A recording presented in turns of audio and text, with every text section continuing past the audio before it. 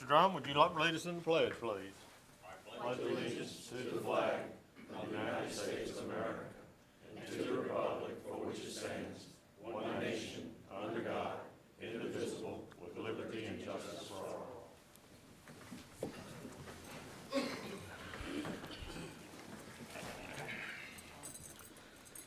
Next item on the agenda is the approval of the May 14th meeting. Oh, yes, excuse me. Roll call, Mr. Secretary. Oh, Ms. Caswan. Mr. Lauren. Mr. Richard. Mr. Hines. Mr. Willie. Mr. Matthews. Mr. Davis. Mr. Manella. Mr. Drum. Mr. Randolph. Chairman, we have a quorum. Thank you. All right, now approval of the May 14th minutes. Mr. Matthews. Mr. Chairman, I'd like to move that we approve those minutes with a correction. It appears that the minutes do not indicate that the consent calendar was voted on at the last meeting, and I believe it probably was. I'll change it.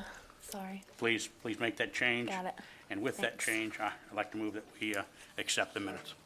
We have a motion and a second to accept the minutes of the May 14th meeting. Please vote.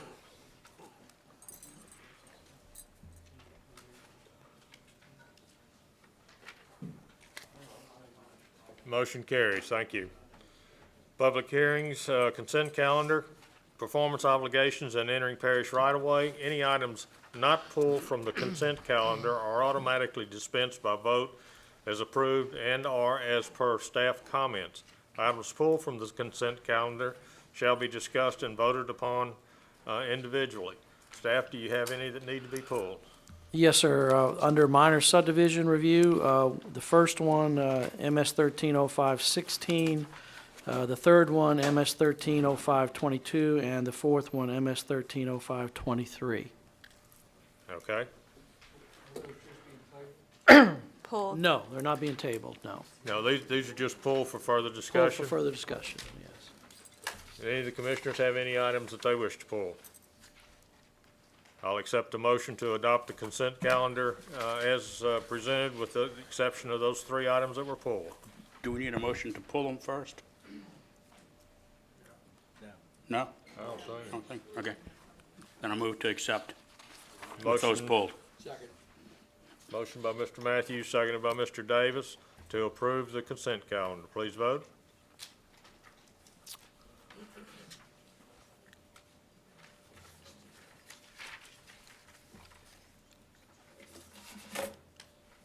Computers are running slow today. Motion carries. Thank you. All right. First item on page 2, under minor subdivision, MS 13-05-016, a 14.013 acre parcel into parcels A1A and A1B, Ward 8, District 8. The owner is Anderson Memory Care LLC.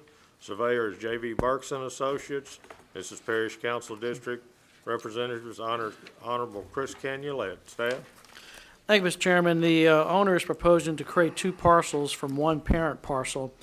It says the private drive will only provide access to one of those parcels within the minor subdivision. Said drive is not required to be built to a parish standard. However, with the creation of the two parcels, with one parcel, which is parcel A1A, already having an existing assisted living care facility on it, poses new landscaping and buffering requirements for each newly created parcel. Therefore, the staff recommends approval of the minor subdivision request subject to the owner planning the newly created landscape buffers for parcel A1A as indicated on the survey plat before the plats can be recorded. If you look on your attached survey plat, you'll see the 10-foot perimeter buffer around the A1A parcel.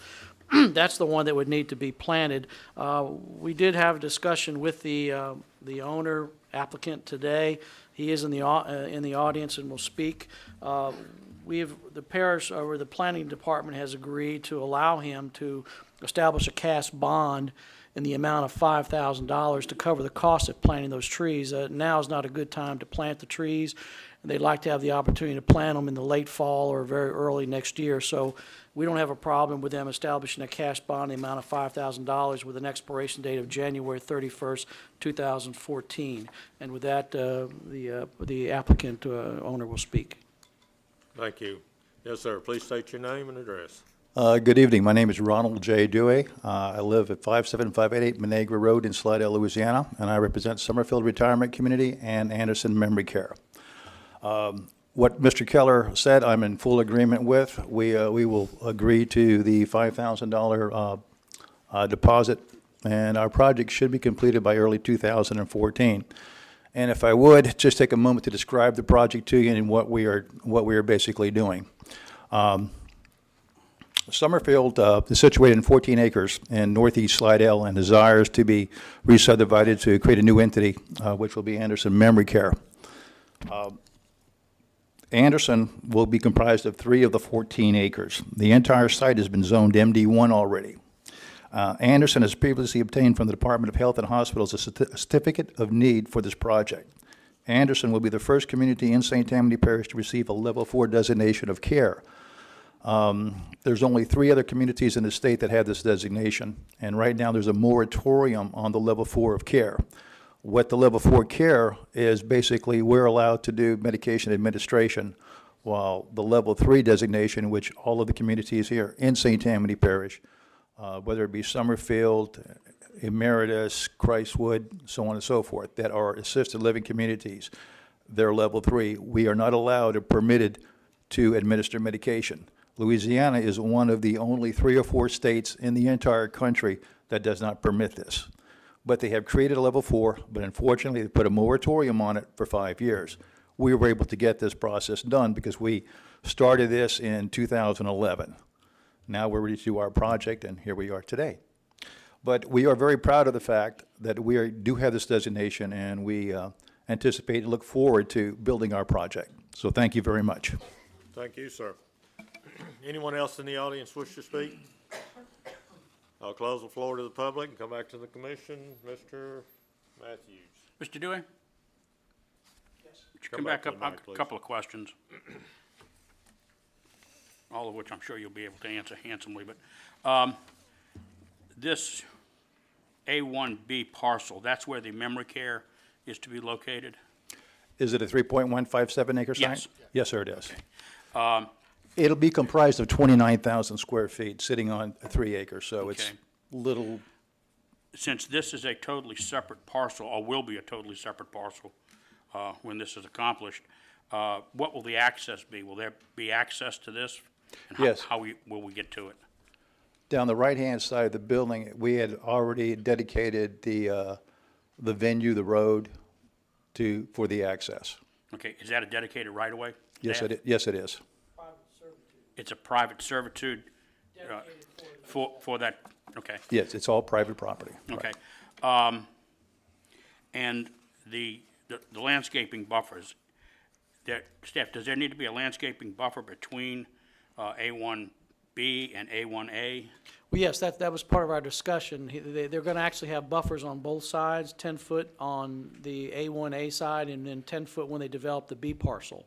They'll be required to plant a buffer there as well. Okay. I move to approve.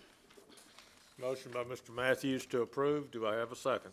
Second by Mr. Richard. Any further discussion? Please vote.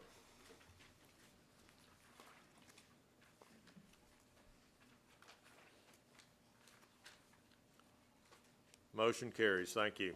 Thank you very much. All right, next item is MS 13-05-022, a 7.16 acre tract, partial C, into partial C1 through C5, and ROW-1, Ward 2, District 6. Owner is Linda Keating Fusell. Surveyor is LS Land Surveying LLC. Parish Council District Representative is Honorable Richard Tanner. Staff? Thank you, Mr. Chairman. The owner is proposing to create 5 parcels from one parent parcel, parcel C, which is part of a previously approved minor subdivision where 2 lots were created. Said proposal complies with parish code requirements, therefore the staff has no objections to the proposed minor subdivision request, subject to the following comments. A, the private drive must be constructed or improved to meet all applicable parish road construction standards pursuant to section 40-045 of subdivision ordinance 499, prior to the survey plat being recorded for public record. And B, the survey plat needs to be amended to depict a turnaround or a cul-de-sac at the northern terminus of the private drive, as well as the name of the private drive to be shown on the plat, Zoe Lee Lane. Thank you. Yes, ma'am, you wish to speak?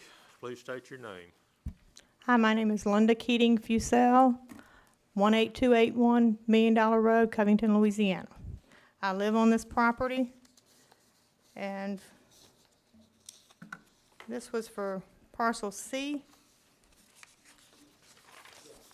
Okay, then there's, Do you agree to those, what he's just stated to do? yes, except, I thought the name on that road was, D was, Zoe Lee. I think this one was Blaze Lane. That should be parcel D, parcel D, I think the Blaze Lane, I believe it's parcel D, the next one.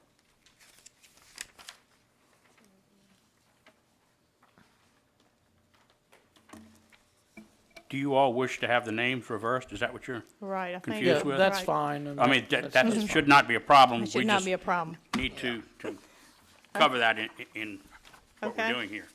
And then we just need to put the turnaround at the end and, Yes, ma'am, Okay. we'll give you the information you're gonna need okay. after the This meeting. property has been in, my father purchased this property in 1943, and then he gave it to me. And then all I want to do is, my house sits in the middle of this property, so I want to make sure that I can give my children and then my future grandchildren some of it. So what I'm trying to do is get it set up now before I retire so that I can, get this set up for them in the future. I'm not, this land's been in my family forever, and I'm not planning on going anywhere. Okay. Anyone else in the audience wish to speak on this? All right, I'll close the floor to the public, bring it back to the commission. Mr. Matthews, I think I heard your light go on first. It is, if council will quit hiding my light. You did that on purpose, I know. I'm not surprised. On the parcel C, with the change of the road to be Blaze Lane, I believe, Right. and the requirement for a cul-de-sac at the end of this road, No I make a problem. motion to approve. Thank you. We have a motion and a second to approve. I see some more lights on. Ms. Casabon? No, I was just wondering, now we're just doing the 022, correct? Yes. This is the one we're voting on, That's correct. okay. Mr. Davis? Yeah, I have no problem with it. Thank you. Okay, please vote.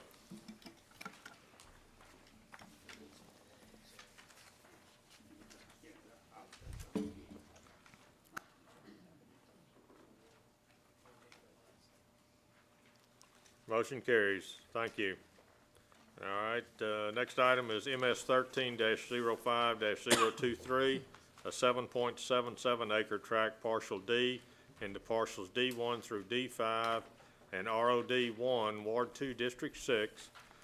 Owner is Linda Keating Fusel, surveyors LS Land Services LLC, and the council district is representative is Honorable Richard Tanner. Staff?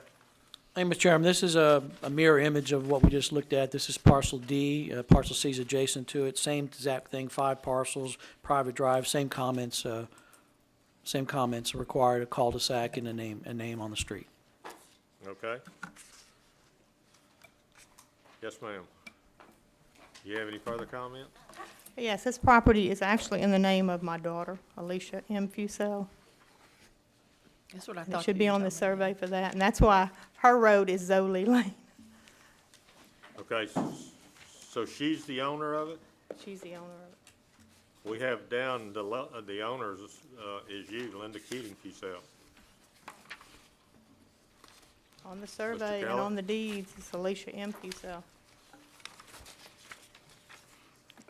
We wouldn't have to, was it advertised that way? No. No, it's it was just- okay. It's okay. All right, good. We We just can need to proceed. change our records to Yeah, we'll reflect. reflect whatever. the I'll actual- get with them the actual after the amount. meeting and go. We wouldn't have to re-advertise that, okay. Ron, I think his light was on first. He had a question. Mr. Ron, he was, I don't know if you were calling on me or not. Okay. I saw him have a question here. I was just gonna make the same motion, changing the name of the lane and requirement for the cul-de-sac. Make that as a motion to approve. Okay. Thank you. Mr. Davis? I'd just You have a like to- motion and a second to approve? Yeah, I'd just like to agree, again, the underlining zone is, of A2 meets all the requirements for this, and I think that's the major priority. Thank you. Ron?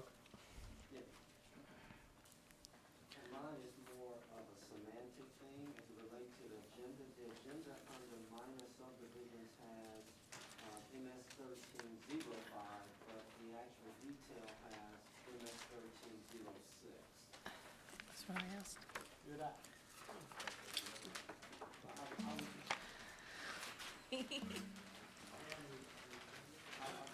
That's, That's what I was asking about the one. It is supposed that to would be be just a 06. text change?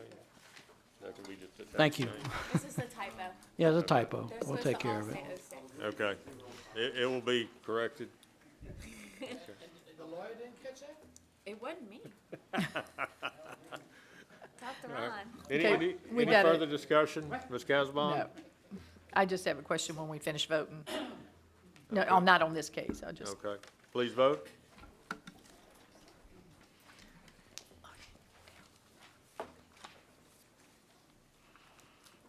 Motion carries. Thank you. okay, my question was, when we voted the first time, did we vote to pull these? So do we need to go back and do the consent calendar, or did we vote on the consent the rest of it? We voted on the rest of the consent Okay, that's what I calendar. wanted to make. I heard somebody say pull, and so I just wanted to Yeah. make sure this time that we, that we did Yeah, I asked cover the staff if they consent needed calendar. any pulled, and he gave me the ones that All needed to right, be just to pulled. make sure. Okay, I heard something about pull, and I just didn't know if we were voting on, I just wanted to make sure this time we covered the consent got it. calendar. Okay, All right. Page 3 of the agenda, tentative subdivision review. First item is SD 13-06-002, Audubon Oaks, Ward 3, District 5. The developer owner's three-step investments. Engineer is Kelly McLean and Associates. Parish Council District Representative, Honorable Marty Gould. Staff? Thank you, Mr. Chairman. This is a planned unit development, 16.81 acres. I believe you reviewed the zoning on this a few months back. It's a total of 76 lots. A typical lot size is 60 by 95. Does provide community sewer and water. It is in flood zone C, no flood zone. Comments? Section 40-050.028 subdivision regulatory ordinance 499 requires that wetlands be designated on a tentative plat. Therefore, the wetlands need to be shown on the plat by using either lines of demarcation and/or shading or crosshatching. I did talk to the developer's engineer, and they are going to provide that information to us shortly. Comment 2, it appears the developer is proposing a T intersection at the west end of Tiger Avenue. If both ends of the T do not tie into any connecting streets, then dead-end streets are not permitted by code. Therefore, a typical cul-de-sac with an inset detail must be depicted on the tentative plat, depicting the roadway width and the radius for the cul-de-sacs at both ends of the street. However, it must be noted the developer has indicated the parish traffic engineer and the councilman for the district are working with the developer to resolve this issue. And it's something that we can handle at the preliminary level, once a decision is decided as what we're going to do there. Comment 3, the developer has not decided the use of the land located between lots 55 and 56. This issue needs to be resolved before the developer submits for preliminary subdivision review. Additional comments, additional information items, a preliminary draft copy of the declaration of restrictive covenants is required before the submission of preliminary approval. Developer has incorporated all the requirements that were for the PUD that was required for the zoning, and the developer has depicted green space, and we're requesting a recreational development plan for review prior to receiving preliminary approval. And with that, the Department of Engineering has some comments. Restrictive covenant number 6 must be modified to also require that the minimum floor elevation be at least 1 foot above the crown of the road. The parcel next to lot 55 must be named. All lots must have full frontage on a parish roadway, no dead ends allowed. Minor revisions to the TIA are required before the next appearance at the commission. The current TIA is for the layout of the subdivision with access only from Andrew Drive. If additional access points are added, the TIA must be revised to include the additional affected intersections as determined by the traffic engineer. Some additional informational items. A drainage easement will be required where the pond discharge outfalls between lots. If lateral ditches are installed, a setback of 20 feet from the top of the ditch will be required for all construction, including fences. Need stormwater site plan indicating BMP selection and placement with legend and BMP details for preliminary. Need a copy of the LDEQ stormwater permit with AIN prior to work order. Need a copy of the SWIP maintained on construction site for stormwater inspections. Thank you. Mr. Morone. Thank you, Mr. Chairman. Paul Marone on behalf of Step 3 Investments. You'll recall that this project came before you for zoning back in April, where we rezoned it out of commercial zones for the residential PUD that you see before you. Because the PUD required us to submit a site plan at the zoning level, you've already seen this layout. What you see before you is consistent with what was approved at the zoning level. With regards to some of the staff comments, comment number 1 under planning, we have provided the wetlands on site, or the wetlands that were on site, to Mr. Keller's office. In fact, there were only 2 very small areas that were jurisdictionally wet. We have a permit and have had a permit for some time on that. That has already been issued, and we are in receipt and have mitigated those. In regards to items 2 and 3 under planning, the T intersection. As Mr. Keller noted, there are discussions going on between the councilman and the traffic engineers about this area of the project. And the concern or the question is whether or not this project in that location should tie into Hollycrest Drive. And there is a bit of a disagreement between the engineers and the councilman about that. And they are continuing those discussions. From our standpoint, we will do either one. We don't, if it's determined through their discussions that we need to tie in, when we come back to see you at preliminary, you will see that tie-in. If it's decided that we don't need to tie in or we shouldn't make the tie-in, then when we come back to you at preliminary, you'll see a cul-de-sac there in accordance with your regulations. So that item is a little bit up in the air, not on our accord, but because of those discussions that are going on. And whatever the outcome is, I want to make sure that the commission understands that we're prepared and willing to comply with that. In regards to the green space between lots 55 and 56, at this point, that area is just that. It's green space.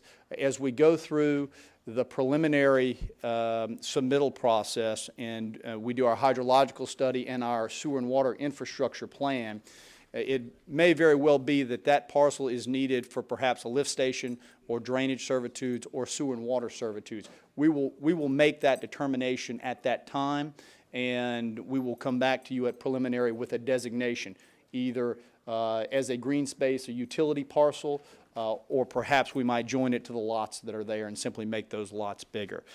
Since we haven't done those studies yet, we're reserving it out as green space at this point, but we'll have that finalized for you before we ask for a work order. The traffic study, we have submitted the final items that were needed. There were a few minor items that Ms. Lala wanted. That has been submitted, and we're just waiting for her approval of those items as well. I would note that, as noted in staff comments, once the discussion about the tie-in to Hollycrest is determined, that may trigger the need for us to modify that study a little bit, which we're prepared to do if that becomes necessary. At this point, no decision has been made. We had a scope of work for the study. We performed that work. We had comments. We responded to those comments, and we stand ready to make the amendment if it's necessary down the road. Finally, with regards to the informational items under engineering, my engineer saw these for the first time this evening. We have no objection to anything here, and certainly we will comply with all of these items. I would only say that with regards to item number 2, requiring a setback of 20 feet from the top of the ditch, we're a little concerned about that because of the layout of the property. This, again, will be determined in more detail as we go through the preliminary process and we get our drainage study. We believe that we can comply with that. I just want to be clear that until we go through that study and until we do our drainage plan, I'd like to reserve the right to come back to you and talk to you about that at preliminary if it becomes a problem. But with that being said, we would respectfully request your approval so that we can move through to the preliminary stage and make our submittals. Just to clarify, the reason I put the comment about the 20-foot setback was because that's in ordinance. Yes, So we if it understand. needs a waiver, it'll We understand.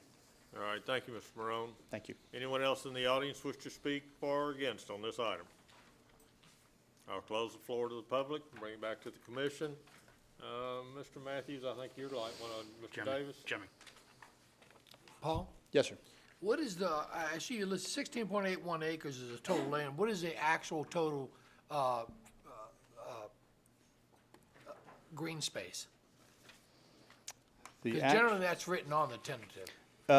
It is 27.5% and 4.5 acres. Okay, I have another concern. The concern is whether it stays a T at the end of Tiger Avenue or not, and whether you put a cul-de-sac there. There could be a problem that we may have to go ahead and refer to the preliminary, because the total length of Tiger Avenue from Eagle Loop Drive connection is gonna be 910 feet. And isn't that beyond the 750 feet required for? Well, it's a technical thing. I mean, if they end up requiring a cul-de-sac, the length of a cul-de-sac is 700 feet, so it would require a waiver. A waiver? That could be Or they would handled. have to reduce the Yeah, amount to- of lots and have. To have an additional- intersection to a where green it's under space? that Is that what you're 700 saying? foot, yes. Okay, I just want to bring that. I know this is a PUD, but it's not really too much creative design in it. I mean, they're all the lots are almost basically the same. They're 40, 50, and 60, but they're all, I understand it's the weird shape of this property too. That detention pond that you're gonna have, and you're having a walking trail, that's your idea, and also a basketball court on the Correct. side? That's gonna be the actual, recreational That's site correct. for these people? That's correct. That's correct. And with regards to the design, you're right in that we are limited somewhat by the configuration of the property. It was a difficult site to work with in that regard. There was a lot that went into this over the last several years because it was a commercial site. It was zoned commercial, and we had looked at developing it commercial, but a decision was made to move in a different direction. And this was the design, working with the councilman, that we could best come up with to fit the property. Okay, but as far as the planning department, this does meet all the requirements for PUDs, correct? Okay, thank you. Mr. Matthews? Paul, I have a couple of questions. Lot 55, as it sits there with that green space, and staff, you can help me with this, is that going to be enough frontage to allow that lot to have access? Because it looks like a very small amount of frontage. Like a driveway? I don't know, I mean, looks like 30 feet maybe. Yeah, I mean, there's enough room there to put in a driveway, yes. Okay, how much frontage is required? Well, that's per the original PUD plan that was adopted by you guys, so, Okay, I don't remember. yeah, so we have to go with that. Typically, if you have a minimum of 15 to 20 feet, that's enough room to allow for a driveway access. If I could, Mr. Matthews, Yes. my engineer just explained to me that they've identified that as an issue, and what they're going to do there, and you'll see it on your preliminary plan, they are going to create kind of a knuckle or a half of a cul-de-sac that is going to extend out there to provide more room and more paved frontage, if you will, to that parcel. Okay, looked like a kind of a goofy parcel. On the plat here, there shows on either end of Tiger Drive and Eagle Loop there where they connect to Andrew Drive, something that says, looks like 5 feet, no access. Can you tell me what that I think that's a means? typo, Okay. I believe. Where is that, where's that at? Where Eagle Loop and Tiger Avenue intersect with Andrew Drive? What was intended, I believe, and Mr. Keller. Yeah, that was a can correct staff me, recommendation. We don't want access to come off of Andrew Drive. but not That's a major thoroughfare that ties into the development. We want them to come off of Eagle Loop, which is a minor street. Okay, so that there would be no entrance from Eagle Loop No. onto On Andrew 68 Drive? or 49. They would not have any driveway access for those two lots on Andrew Drive directly. Okay, Yeah, okay. You're talking about lot 68 would not have a driveway Correct. onto Andrew Drive, and lot 49 would not have a That's correct. driveway on Andrew Drive. That's I correct. couldn't figure The out what that meant. typo is that 5-foot no access extends out into the right-of-way. It Okay, extends out into Tiger Avenue and Eagle Loop, and it shouldn't. It's just supposed to be along the eastern property line of 49 and 68. Okay. So that's where the confusion's coming Okay. in. that makes a lot more sense now. I stood there for, I guess, 30 minutes looking at that, could not figure out where you guys were going. The GSP 2, that's the green space P2, that runs the entire length of the project? It does. That is a, And how wide is that gonna be, and what are you gonna do with this? that is a green belt buffer. The exact width of that buffer, give me 1 second and I will give you that. I don't recall offhand. I want to say it was 60 feet. I don't have it. It's either, it's 50 to 60 feet. I don't recall the exact width. Okay, and is this just gonna be a no-cut buffer, is that what that's gonna be, or what? It is the only clearing that would be done in that area would be if we needed ditches or anything like that. There'll be no structures whatsoever, and other than the need perhaps for a ditch, it'll be left in its natural state. Okay. I see one of the two amenities you have for recreation is a walking trail. I really hate to see the developer spending much money on a walking trail, since about 100 feet from the entrance at Andrew Drive is a public walking trail with Pretty Acres, the recreation district's park right there.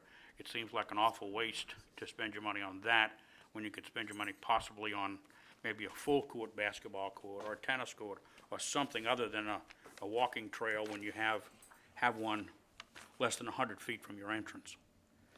That's something that we'll look at, that suggestion between now and preliminary, and come back to you, because you do bring up a good point, the walking trail that exists at the dog park right next door.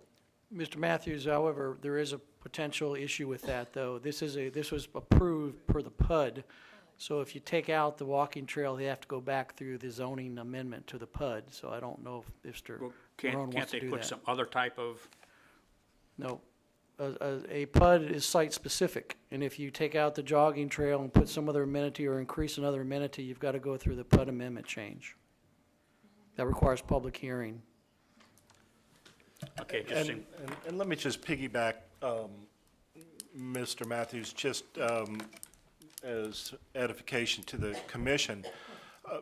When the matter goes before the zoning commission, as you know, you're addressing a land use, whether or not the proposed zoning is appropriate for the land at its location. And as part of a PUD consideration, the developer is obligated to present a quote-unquote conceptual plan for the PUD. That doesn't lock it in stone. And if during the planning process, the planning commission feels that some perhaps alterations to the PUD design is warranted, that would be appropriate, even as Mr. Keller said, it would warrant another review by the zoning commission because of whether or not it is a considerable, or in the code, a major amendment to the PUD. It just depends on what the planning commission and the developer discuss during the planning commission process. I would really like to see the developer look at this, not problem, but this idea. Since you have a walking trail right there, it seems like this is kind of a waste of money and effort when you could maybe have some other type of amenity that the people in the subdivision could actually use. Sure. We will look at that between now and preliminary. Thank you, Pug. Yes, thank you. Mr. Morone, Yes, sir. just looking over the staff report, there are quite a number of items listed. And going through them as we've done so far this evening, from what I'm hearing from you, you're not asking for any variances. No.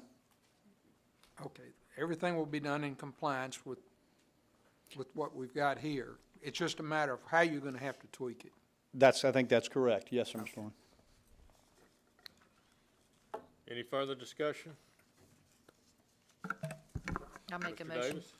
I'll make a motion to approve. I'll say, go ahead.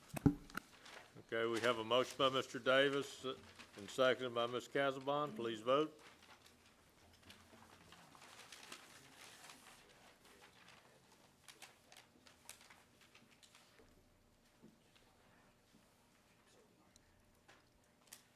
Motion carries. Thank you. Next item is preliminary subdivision review, SD 12-08-005P, River Club, Ward 1, District 1. Developer owner, River Club Development. Engineers Kelly McHugh and Associates. Parish Council District Representative, Honorable Marty Dean. Developer requests postponement. Is that still true? That's correct, yes, sir. Okay, I will look for a motion to postpone. Moved by Mr. Matthews, second by Mr. Lauren. Please vote.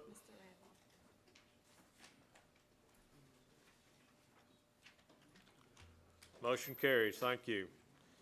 Next item is SD 01-06-009P3, Grand Maison, Phase 3, resubmitted, Ward 4, District 5. Developer owner, Grand Maison Development LLC. Engineers Kelly McHugh and Associates, Parish Council District Representative, Honorable Marty Gould. Staff?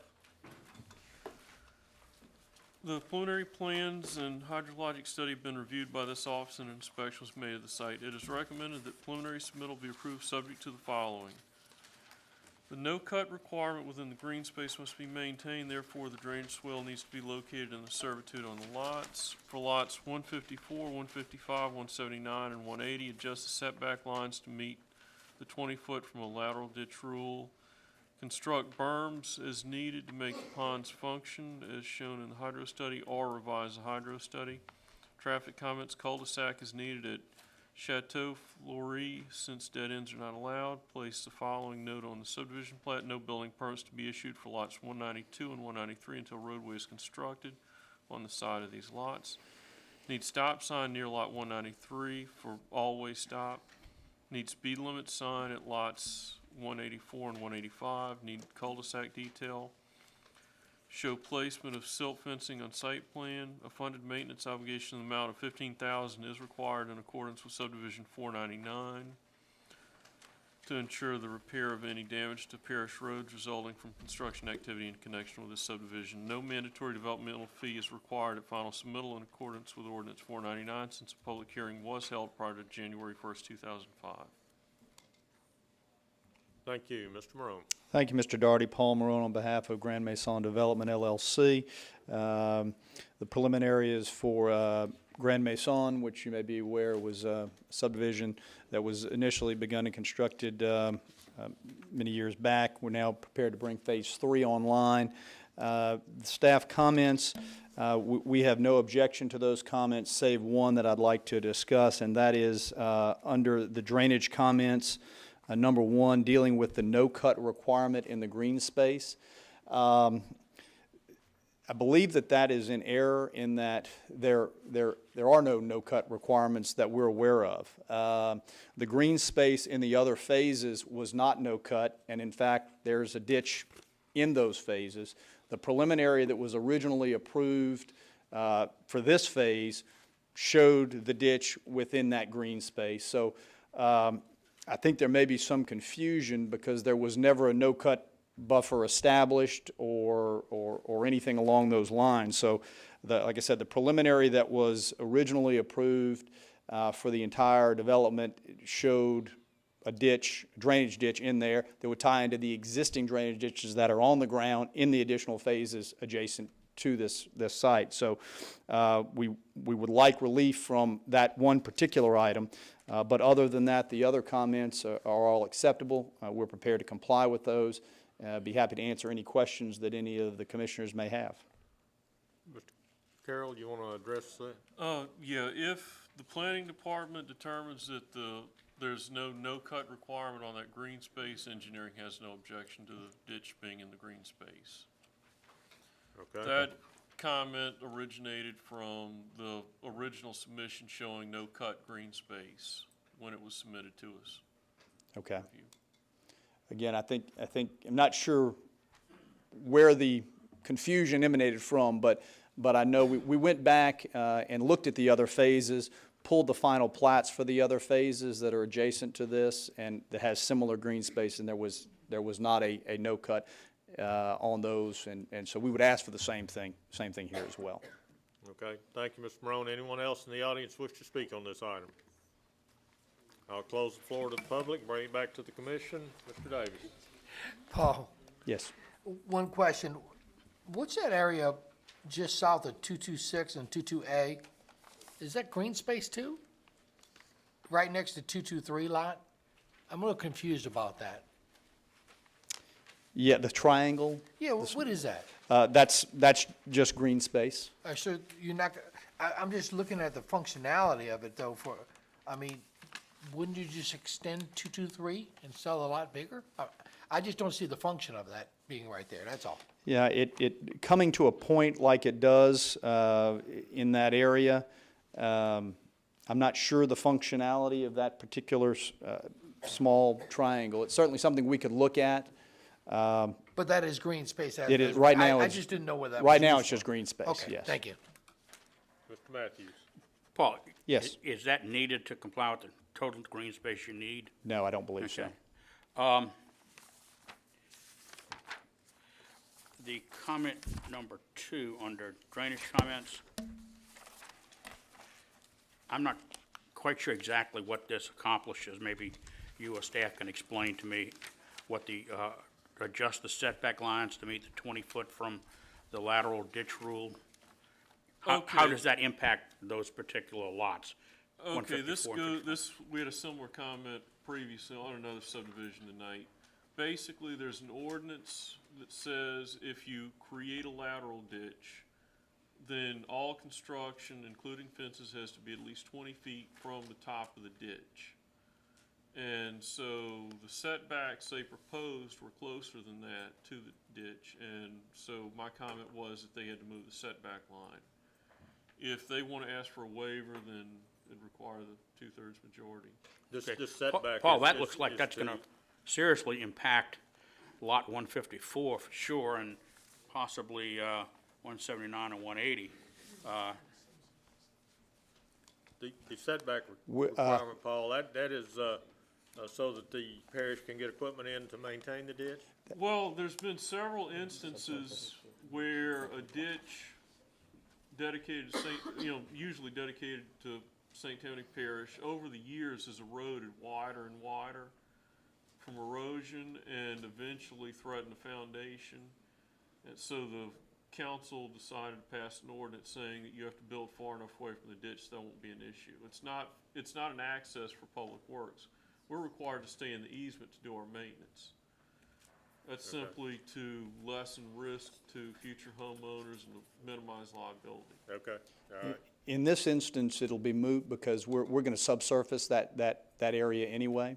And so the provisions regarding that setback in the lateral ditch wouldn't apply. That'd be eliminated if you subsurface it. Okay, so it's not going to be a ditch, it's going to be subsurface. Correct. The cul-de-sac at the end of Chateau, how do you pronounce that? Pronounce that. Fleury? Mr. Matthews, I can do a lot of things, but I can't help you with that one. Fleury? Okay, sure, I'll buy that. That cul-de-sac or the area between 193 and 192, why do you even have that? It looks like it's going nowhere, and it's gonna create a problem that you need a cul-de-sac. Why don't you just combine that piece with 193 and 192 and make some real expensive lots or something? I don't know if that was a stub out. That's a future service road. Yeah. It's, Say again? it's a potential stub out to Okay. connect to what will be a potential future service road that will run along that area. Okay, So it's a stub out to a right-of-way that may be constructed one day. okay, so you're gonna have to make this a cul-de-sac. Subsurface area. Yeah, and that stub out was also requested by the councilman, I'm being told. So we're going to have to provide the cul-de-sac, or it was my understanding, and maybe we can have some clarity from staff, that providing, rather than a traditional cul-de-sac, a 60 by 60 area that would be rectangular shaped, that would be adequate. Is that the case, or? Sketch up something, send it to Rebecca Lawler for review. Okay. Our initial conversations, I believe, from our engineers, is that we can comply without doing the traditional cul-de-sac. So, and provide adequate access for people to get in and turn around and so forth, while we wait for that connection to ultimately take place. Okay, so this is this is a preliminary. Will we have a chance to look at this again at final before we approve whatever it is they're gonna do here or not do here? At final, it'll be built. It'll be built. So the process would be that we would submit that detail to your staff. They would ultimately, we would have to satisfy them. Once satisfied, we would go build it, and then we would come back to you at final with it on the So ground. we get, this is our last chance to see what's done. I think that's correct. I think that's correct.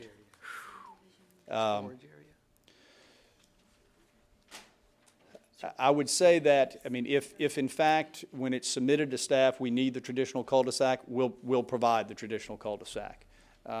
We believe that we can accommodate that with the 60 by 60 turnaround area, that it would be the extension of the street. It just kind of would be abrogating what might be our responsibility to staff, and I'm not sure that that's a good idea. Mr. Willie? Paul, Yes. just a point of clarity here. The SDSA, what does that stand for? Stormwater detention storage area. Okay. Never Stormwater seen that on a detention plat storage before. area. So, all right. All right, Commissioners, there's a gentleman that raised his hand out in the audience that apparently wished to speak on this case. I've closed the floor to the public. We have a motion to reopen for the public. Do we have a second? Please vote.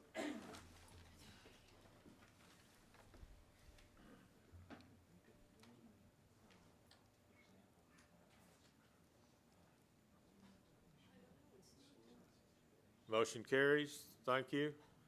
Please state your name and address. My name is Chris Griffin of 197 Grand Mason Boulevard in the subdivision. I represent the homeowners association, and as the last topic that y'all were talking about, the stub out and the access road, that's where our concern of what, if that's was that in initial plans, and what, if this was part of the process of what y'all are voting on right now, of if that's gonna be voted on with this plan, and whether that's gonna be allowed or not allowed for that access road at this point. Okay, that's one of the questions that we had, and staff and the developer will come up with a decision on whether it takes a cul-de-sac or a stub out. Is that correct, Mr. Keller? Also, what is, Paul? Yeah, if approved tonight, it'd be determined by staff and the Okay. developer. so the question that y'all are gonna vote on is whether that's open or closed, not whether there's gonna be a road there or not. It's just to allow a future road. Is that correct? Or is this part of the process for that future road to be developed or not? Well, this is access for that future road. Okay. Because our main concern right now is the fact that how long that, you see how deep that subdivision is without that back service road, that the amount of traffic that's already overloaded on that one boulevard is becoming magnified, and without that back service road, that we just fear that that one road is not going to be able to handle the traffic and the amount of construction traffic that'll be coming through over the next 3 years is going to be Mr. Matthews? profound. What we do here tonight will not have any real impact on that future service road if that's ever built. All we're dealing with is this little piece of stub road right here. Okay.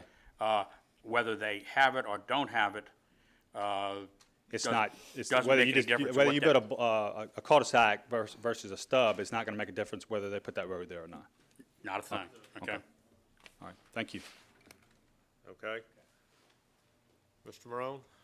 Yeah, if I could make a suggestion on that item, we don't care to build that.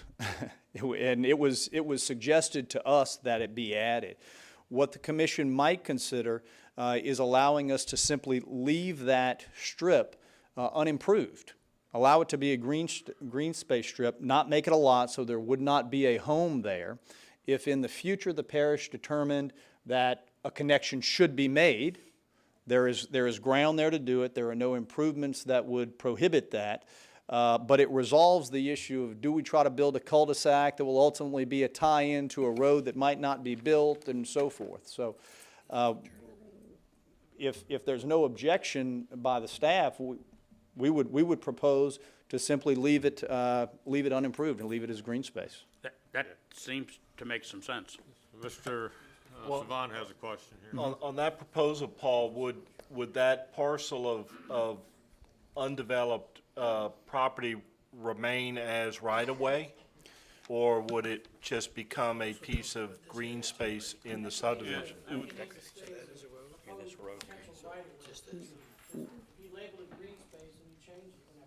We could, on the final plat, we could delineate it as dedicated but unimproved, which would, Would indicate, yeah.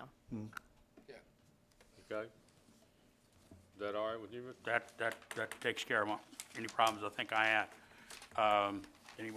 Nobody else needs to say, I'll make a motion with that change to approve. We have a motion to approve with that change. Ms. Casbon? No, Seconded by Mr. Davis. Any further discussion? Please vote.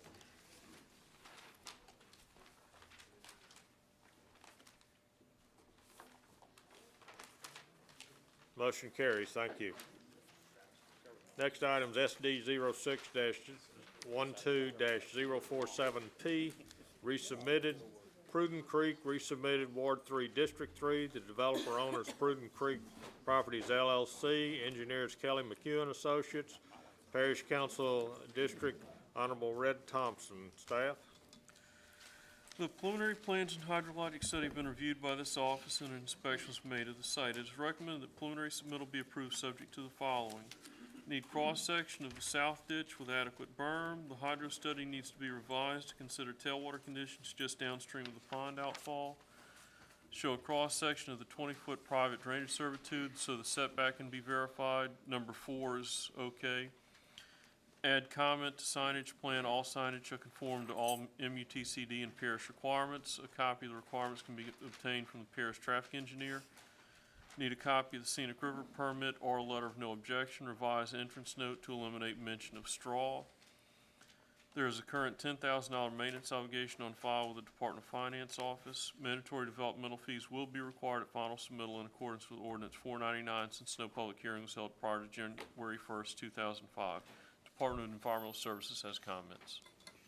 I apologize that the comments aren't in your packet tonight. I believe it has to do with our engineer, Jay Watson, being distracted with the birth of his 2 twin daughters. So congratulations to Jay. If the proposed discharge from the wastewater treatment plant enters into a privately maintained ditch, the environmental services will require permission from the adjoining landowner and the creation of a recorded drainage servitude. Add a north arrow to the sewer and water plan. 3 sets of revised plans and specs would be needed to be submitted to Environmental Services. The DHH will require an additional water well be added to the subdivision to conform with the 10 state standards. Excuse me. Plans and specifications for the construction of the project's water distribution lines and sewer collection lines have not yet been approved by the Department of Health and Hospitals as required. No work order will be issued until the submitted plans and specifications are approved by DHH. Thank you. Yes, sir. Mr. Daugherty, good evening. Jeff Shane of Jones Fussell. I represent the prospective developers, Prudent Creek Partners LLC, with regard to Prudent Creek. You'll note in the staff comments that this subdivision previously received tentative approval back in January of '07, and actually also had preliminary subdivision approval as well, which lapsed. So we come back to you this evening to revive it. I do not think that we have any problems with any of the staff comments other than the comments that we just heard from the Department of Environmental Services. When we received the report, I looked at the developer's packet this evening, and I don't know if you're looking at what I'm looking at, but it shows no comments. So we assume that there were none based on the response that we had sent to staff. Staff initially gave us comments dated May 24.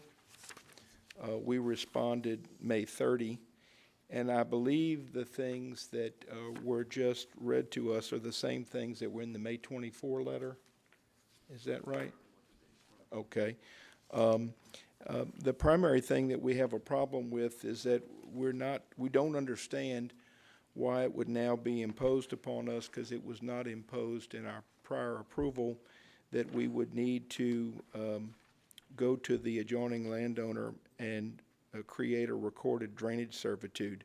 Now, we understand that if LADEQ requires that is, we're going to get the discharge permit from them. So we certainly are going to meet any state regulation, but I don't understand why that would be a requirement of this commission. Well, the concern there is that if that's an intermittent stream at best, then you're going to have treated wastewater draining across someone else's property. Right. When we received, though, the approval before, we did that with the, as you may have, and again, I don't know what you've seen and have not seen, but the response that we made to this comment in our letter dated May 30 was that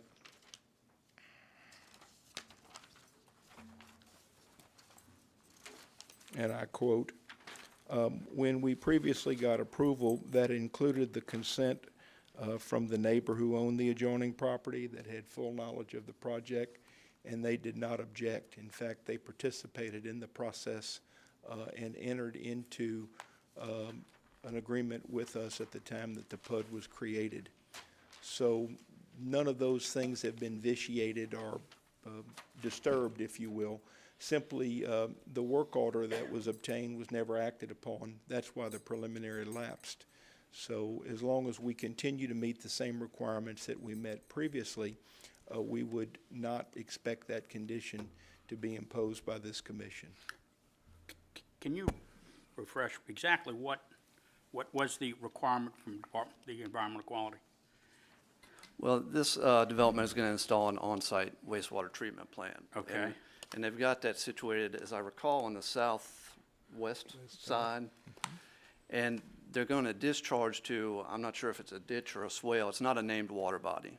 And that will flow across the adjoining property. I haven't seen any kind of agreement between the developer and the adjoining property owner. If that's in place and the adjoining property owner is aware that this will be going across his property, then Environmental Services has no issue with it.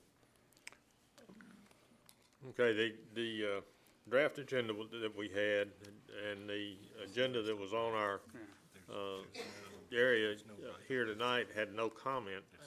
And I'm not sure when the comments got added. That's what Mr. Shane was asking as well. This is kind of hitting us blindside. How did the comments get overlooked, I guess is what I'm saying. I'm not sure how that happened. Typically, those comments are also sent on to the engineer. I'm not sure if those were sent to the engineer or not. Jay is out with his daughters, and that typically is loaded onto the drive when the staff report is created. So apparently that was not done. What property would it be crossing? That's what I want to know. Where would it be crossing? It's the property to the west of the development. Okay. Going toward the Chafuncta River, eventually. That's which the is over ultimate here. discharge. You did not get these? Because, if- yeah, I'm gonna be concerned all about that too, 'cause we had a similar situation in Folsom where the wastewater, treated wastewater was running outside the city limits across to just a ditch going to another major stream, and that person sued the town and won. So it's a situation where I think you do need to get some type of, Yeah, but the servitude is, Agreement there's with a them. natural servitude already in place for drainage. That is how the water is currently draining and will continue to drain. Well, We this are was a not natural We are service. not creating a drainway or going onto the neighbor's property, digging a ditch, et cetera. Again, that's why when this project was approved initially, and the neighboring landowner participated in the process, there is no written agreement. I didn't mean to imply that, but the neighboring landowner literally stood at the podium, and in fact, those conditions, I'm pretty certain, were included in the PUD when the case first got heard, and of course was perpetuated throughout the Planning Commission process. Again, as I appreciated, our responsibility is to get a permit, a discharge permit from LADEQ. And if they find that there is a need for us to do something as it relates to the adjoining landowner, well, we understand that we have to meet their requirement. But I am not familiar with the practice of the commission or environmental services requiring written, recorded servitude agreements where there is a natural drainage servitude already in place. If there were no servitude, I'd fully understand it. But that's a natural servitude of drain water, That's not correct. sewage. The effluent that is deposited into that stream or into that ditch, assuming you have the proper DEQ permit, there is no distinguishment between that discharge. That's the whole idea, is that you have to treat the material on site, and if in fact you have the permit, some would suggest to you that water might actually be cleaner and clearer yeah, well, the than problem. other waters that would be draining across properties. So I don't think that there's a health or safety issue posed. And again, I understand the requirement for a servitude if there's none in place. I would only suggest to you that I think this matter, well, two things. One is we didn't see this coming tonight because we responded to it and assumed that our response was satisfactory. I'm not saying that certainly with no respect to Nor Tim, did we. and he knows that. But number two, I would tell you that even if the comment had been in the packet and we had all known about it coming to tonight, I would tell you that this is a matter, again, the primary jurisdiction here is as it relates to the discharge is, I think, going to be through DEQ. So we don't think that requirement's necessary. The other matters that I'd like to read them one more time before you take a vote, because I want to make sure you and me understand what those comments would be, because I assume that they're going to be added to the staff report, which I understand. Just think we need to all make sure we know what we're agreeing to. I feel like Ms. Shane is correct. We're talking about the DEQ permit. The problem which run to later is like if there's a problem with the discharge later down the road or not proper maintenance of the facility and it gets into the ditch, and then you have a problem with the property owners. For as long as you maintain. I'd like from We, council. all right, we're kind of out of order here, okay? Mr. Shane is making his presentation to us. I have not, after he made his presentation and everything, I've not asked if there was anyone in the audience that wished to speak for or against, and I understand that we have some folks that would like to speak on this. So if you'd like to speak on this, please come forward, state your name, and Thank you. My name is Matthew Allen. I live at 72630 Clark Allen Lane, which is about a mile south of this development, but the traffic's going to empty out right by my driveway, and we've always had issues with traffic from this area emptying onto Highway 190. But I know this originally came up in 2007. A lot of y'all know me already, and that was about the time I was starting to figure out how to become involved. So I wasn't involved in the original planning of this. But I feel like I'd be lacking my civic duty if I didn't bring attention to some flooding issues we've had. We've had 2 moderate floods over the last year that have inundated parts of this property. And I have some packets, if I could have this passed around, with some pictures of flooding from after Isaac and then on January 12th of this past year. So 2 moderate floods in the past year.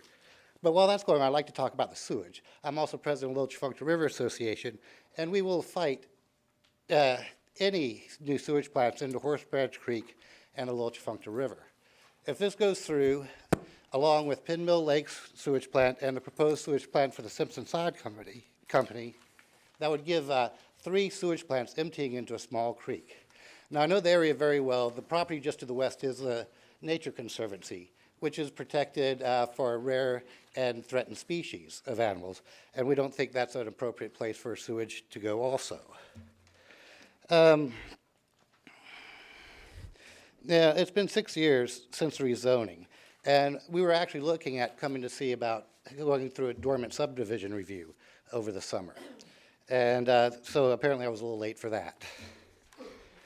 But really the main issue is flooding. Now that y'all have those, we've lived here. The first page I copied from the National Weather Service, NOAA, and it just shows you kind of the heights. This was today's water stage.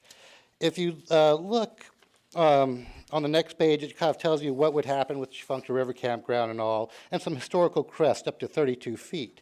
Now, for some reason, they don't list the flood of 1983.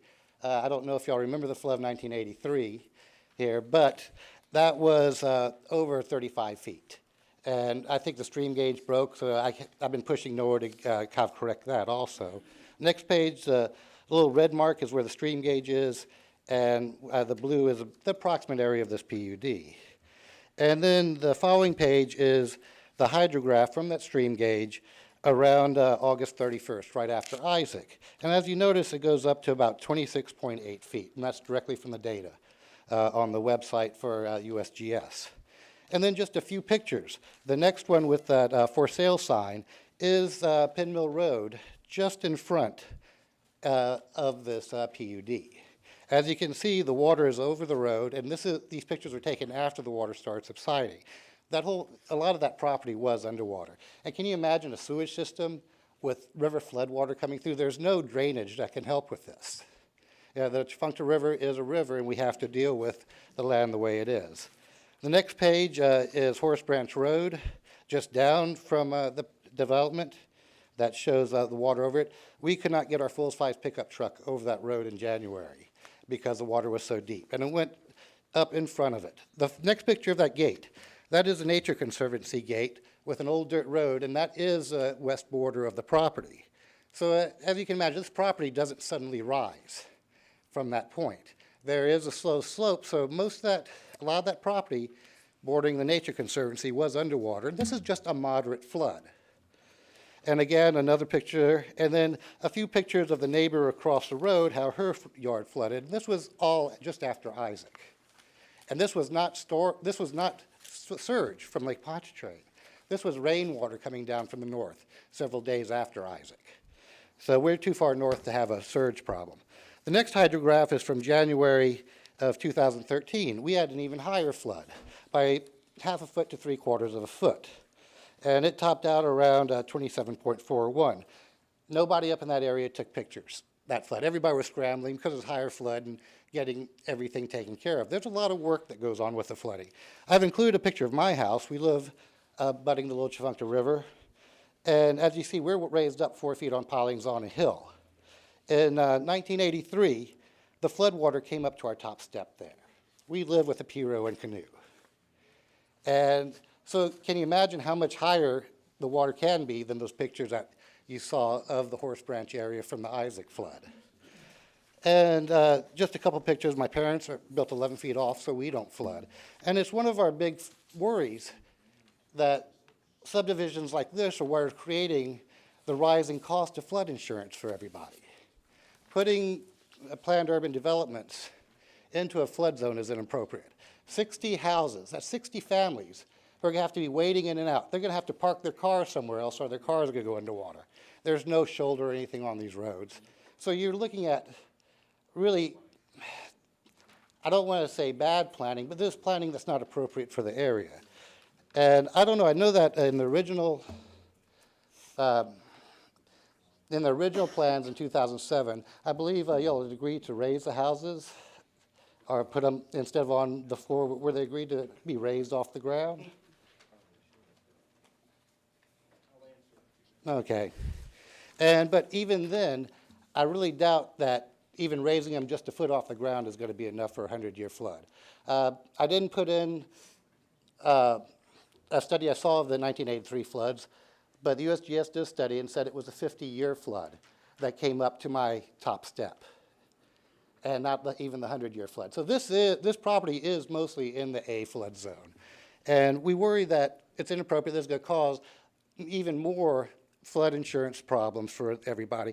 And it's been all over the news. Some people are saying they're going to be paying $20,000 a year for flood insurance. And it's developments like this that affect everybody in the parish. And so this is one of the last chances to put my 2 cents in on this. I felt like I would be remiss if I didn't say this. But also, these roads aren't fit for the traffic. And I don't know if there's been a traffic study done yet or not, but that needs to be done. And also, I want to make sure that you understand that the Scenic Rivers permit requires the permits before the construction starts. So there's a lot of things wrong with this development. And I wish I'd been involved in 2007 instead of just trying to figure out how to get involved at that point. But between the flooding and the sewage, come on, 3 sewage plants into one little stream that when it's dry runs gray water from Pin Mill Lakes. If nothing else, the sewage plant should be done away with and piped into Pin Mill Lakes and build a regional plant up in the area because there is more development going on. But also consider the inundation of sewage pipes during flooding. You can't pump it out. All that goes directly into the river downstream and affects everybody else. So I wanted to put in my 2 cents, and I really appreciate you giving me your time. Thank you very much. Thank you, Mr. Allen. Anyone else in the audience wish to speak? Mr. Allen was speaking against this development. Okay, I'll go to rebuttal. Mr. Shane?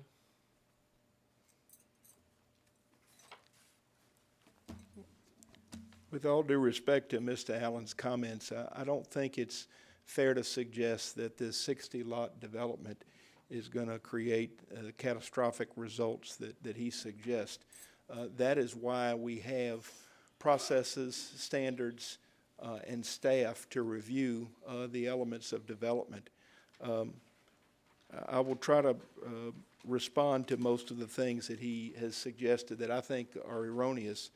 Traffic is not an issue before you, as you may know, but if not, I should refresh your memory that even though the work order and preliminary lapsed, the tentative subdivision approval did not lapse, so it was not incumbent upon the developer to produce a new traffic study, and that is, of course, not an issue that you look at the time of preliminary. It doesn't mean that I don't think traffic's important. I'm only suggesting to you that the work previously submitted and that was approved continues to be observed and, in fact, I guess, honored by the parish as being reliable data.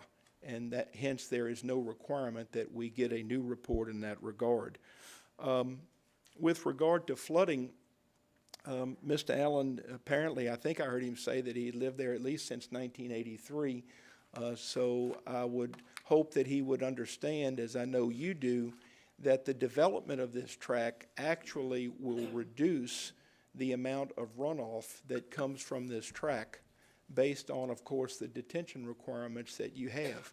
And to refresh everyone's memory, the standard is essentially that the runoff post-development must be 25% less than the rate pre-development.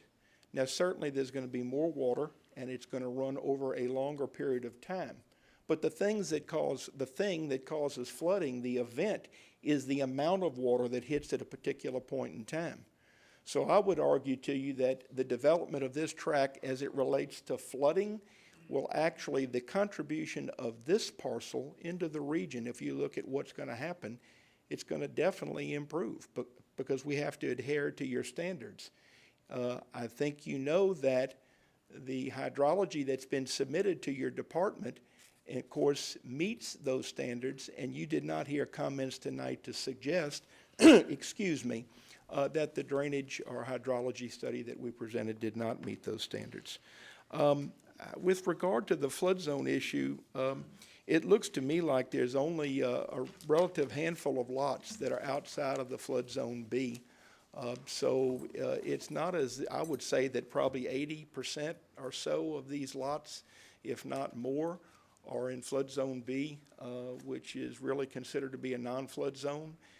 I don't believe, again, that there is any suggestion of danger to residents that are going to live there. And with regard to the idea that it's a suggestion, it seems to me, that sewage is going to be discharged from this site into rivers. I mean, that's simply not the case. As a native, I will venture a guess that probably 75% or more of every household, if not north of I-12, certainly north of, what do we call the line, Ron, that separates the rural, urban growth boundary line? I mean, most of those are on individual systems. They're not even the more modern systems. If you really want to talk about, I don't know what system Mr. Allen's on, but I'll take a guess that if he's lived there for 30-something years, he's probably discharging into the river, and he will not be discharging through the system that we're going to construct that has a permit issued by DEQ and which requires maintenance and also us observing those standards. So again, the scare tactic that development of this track is going to create a traffic nightmare, a flooding disaster, or some sort of health or sewage impact on our rivers, I just think those aren't founded. This is a small track. Granted, it's got unique topography, but it was approved by this commission to be developed in the past because the developer demonstrated it could meet your standards, the standards of the parish. I would suggest to you that once again tonight, we have demonstrated that we meet the standards of the parish. And I would ask that you approve our request for preliminary subdivision approval. Thank you, Mr. Shane. Mr. Allen, do you have 5 minutes for a vote? Thank you for letting me respond to this. First off, I don't agree with all the FEMA flood maps. We've lived out there for more than 40 years on this piece of property. We've seen the floods come and go. We live with a P-row canoe tied to our house. And what you see, the pictures I showed you happen on average every 5 to 7 years. Also, the flooding I'm talking about does not come from this development. This flooding comes from rain north of Folsom that fills up the watershed and comes down as a rising river. It's not caused by this development, but it is something this development would have to deal with. Also, where else does the sewage go? This sewage is going to end up in the scenic streams. And these packaged plants aren't perfect. They have upsets. Sometimes they get bubbles form underneath, and it mixes everything up and then discharges solids. We've seen that before with Pin Mill Lakes. These packaged plants aren't perfect. And also, I don't appreciate the fact that he has no idea what my sewage system is, saying that I discharge my sewage into the river. Our sewage never leaves our property. There's no pipe into the river. You have told me you'd sue me for slander for saying bad development before, or bad land. That's something that's very slanderous, saying that I discharge my sewage right into the river. And I would expect him to know that. But again, this flooding is not from this development. If we have 6 inches of rain up by Global Wildlife on the Loch Functa, it goes over our driveway. How often do we get 6 inches of rain around here? How often do we get 8 inches of rain around here? That's what you have to worry about for the flooding for this development. Thank you. Thank you. All right, anyone else wish to speak in rebuttal? I'll close the floor to the public, bring it back to the commission. Ms. Casabon. Yes, as before, we've dealt with these issues, and a lot of the drainage has been improved from the developments that we've put in there. No, it's not perfect, but I want to go back to what I was going to ask of council, back to our statements. I think someone asked, could we hear them again from environmental services, that we understand what their problem is? But from council, I want to know, or from staff, about this written requirement from the landowner. Is that something that you are requiring before, you know, if we did approve this subject to staff comments, is this part of the, you know, the thing? I mean, I've never heard it either. I mean, I have, it could have been in the written documents already, you know, that y'all have given us and stuff, but this is the first I have heard that they would. Do they have to have the written statement from the landowner? I think, I don't know that they have to. I think that at a minimum, we should know that the adjoining landowner knows that this is going to be crossing their property. Then I make a suggestion that this has happened, we had to research some stuff. If you have the exact date that, or the time that this was coming up, could we research and you pull the tapes for me? That if he is stating, if it doesn't have to be written, and he's saying that the landowner is aware of it, and it is the same landowner, that we have that verification, since it's been brought up, that, you know, on the tape, that he was present and aware of this. So we should have it documented on tape, that I'd like to know about. But also, and she's making us a copy, just that we are sure of what these comments are. And if we vote on it, subject to completing them, thank you, that we're aware of what we're voting on. And Ms. Casbon, if I may, just to tag on to what Tim said, and as all the commissioners know, Environmental Services reviews plans during the planning process, just as engineering does, just as the planning department does, and is required to basically identify any concerns with the proposed plans, and to sign off that those regulations that are required under our codes to be met by the developer are being met. Correct. And so that is part of the process of review. If the Department of Environmental Services, in its review process, believes that some indication of either knowledge or approval, if approval is necessary, from a legal aspect of the adjacent landowner, then they are authorized to address that issue. In this particular case, whether perhaps a developer wishes to address the questions or concerns of environmental services on this issue, or instead or in lieu of that, just provide environmental services with the DEQ discharge permit that they achieve. Correct. That may be appropriate. But again, I would suggest that it is something that environmental services, if nothing else, has a duty to report to you if it does have any questions or concerns about the proposed development from an environmental standpoint. Well, that's what I was under the impression, that all of this process was in part of it. If this part of notifying the landowner to be notified, or like you said, that they have the permit in order to do that, that is part of the process. I've just never specifically seen it in a statement of information that. And it may be, but Okay. you can certainly, and But then every development, I as would you definitely, know. as a landowner, would want to know, and that all things are being met.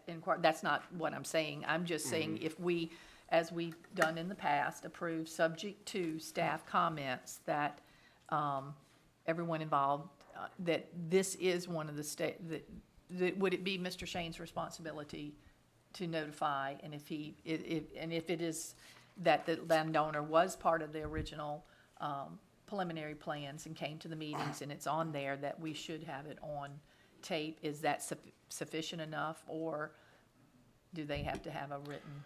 Well, comment from the and I think landowner. that would need to be the commission's decision. Environmental Services has met its obligation under the codes to identify those issues that may or may not be in strict compliance with our regulations, or may even need to be an additional requirement or document or action taken beyond what may be specifically described in the code, but is still consistent with the intent of the regulations.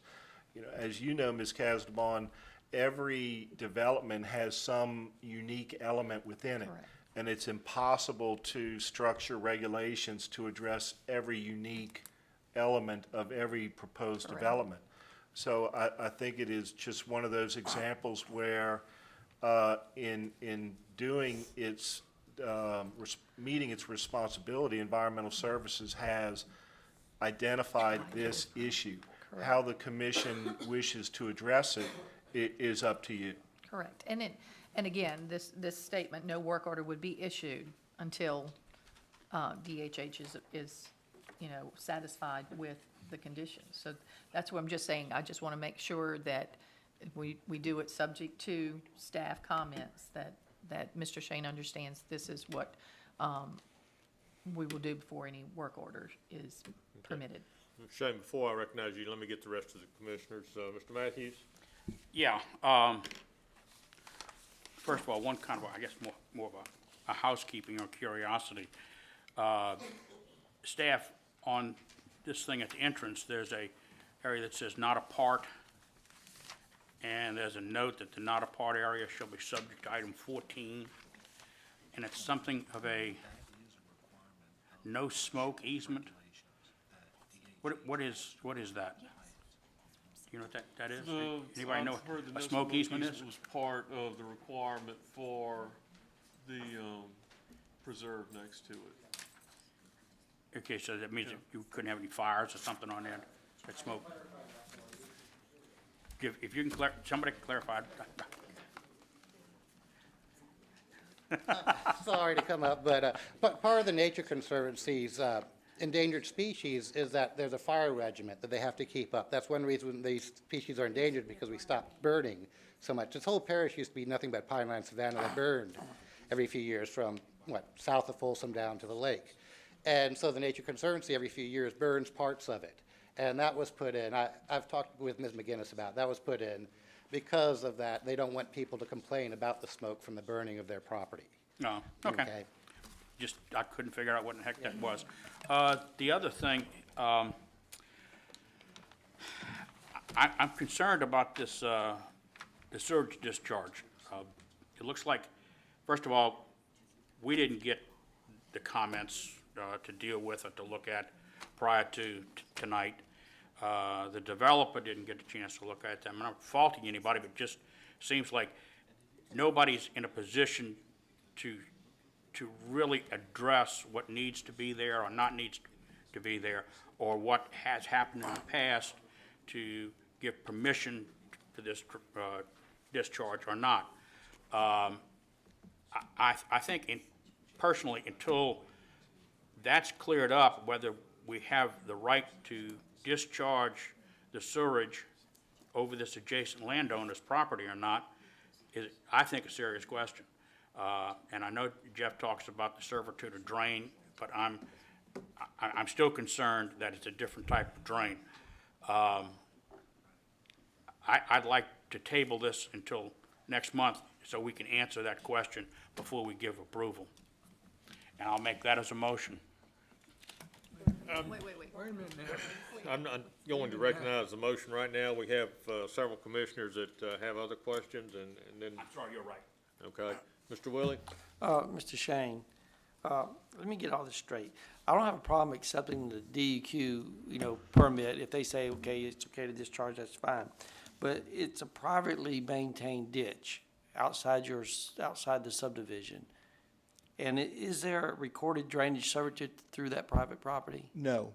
Okay, but it's a natural Natural drain. servitude. It does not have But to do, be. who would maintain it if the desnag, if this guy decides not to maintain it anymore? Who would maintain it? I think we need to be more specific. Just as the no smoke easement issue came up, and I appreciate Mr. Allen referring to the Nature Conservancy. The Nature Conservancy is the bordering landowner. They are the ones, and some of you on this commission are bound to remember Miss McInnes's very active participation in this case. And in fact, her manuscript or memo of about 3 to 5 pages of conditions is in fact what was adopted by this commission to regulate the development of this property. So to answer your question specifically, she not only knew where the discharge was going, but knew that it was going to go through the natural drain. I'm not suggesting that they took on a specific obligation to maintain the ditch, but likewise, the law does not allow them to obstruct the ditch. The issue, I think, is controlled by DEQ when in fact it agrees or does not agree to issue the discharge permit. I will stand corrected, but I don't ever remember on any of our subdivisions where the parish imposed the condition. I think you can impose the condition, bring this to your attention. I think it's good that staff does that, but I think that the body with jurisdiction is the DEQ. So, just to add on to that question I had, so the privately maintained or not maintained ditch runs only through the conservatory property and no one else's? I believe that to be the case. And, you know, because I remember her being here and there was a lot of things that she agreed with. I believe that to be the And case. she had to be aware of that too as well, I know. In the case at the PUD level and through the subdivision level was carefully watched and monitored by the Nature Conservancy, and rightfully so. And we struck an accord. But for the passage of time and our failure to keep the work order alive, there's nothing that's changed. So I guess DEQ would take that in consideration, whether who would maintain the ditch or if it even needs to be maintained at that point. That's correct. Okay. Mr. Lauren? Like everybody else, this is the first time I saw this document, was when it was just handed out. And for those of you that don't have a copy of it, there's this one sentence on here that I would like to know if this is an accurate statement by law or by regulation.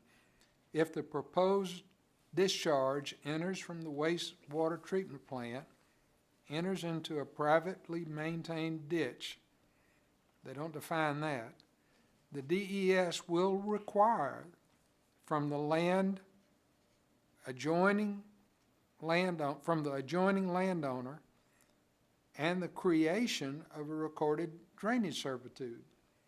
And my question is that a fact? Typically, when you have a sewage treatment plant, the discharge is required to go to a maintained ditch or a water body, a named water body. Waters of the state is what the DEQ requires. On the application that they're going to submit to DEQ, it's going to ask what water bodies this is discharging to. It's going to say unnamed ditch, thence Little Chafuncta or wherever it goes, thence Chafuncta, thence Lake Pontchartrain. I'm not sure the nature of this ditch that this is going to be discharging to. I'm not sure if it's a swale. I'm not sure if it's a channelized ditch. I'm not sure what it is. Well, the second part of that is I think we're all in agreement that the water is going to go across the adjoining landowner's property. Yes. Okay. And if I'm reading this correctly, it says, and the creation of a recorded drainage servitude. Now that I don't know if it's required by law or not. Well, that's what we're being given to Right. vote on. Right. You know, and I'm kind of like Mr. Matthews.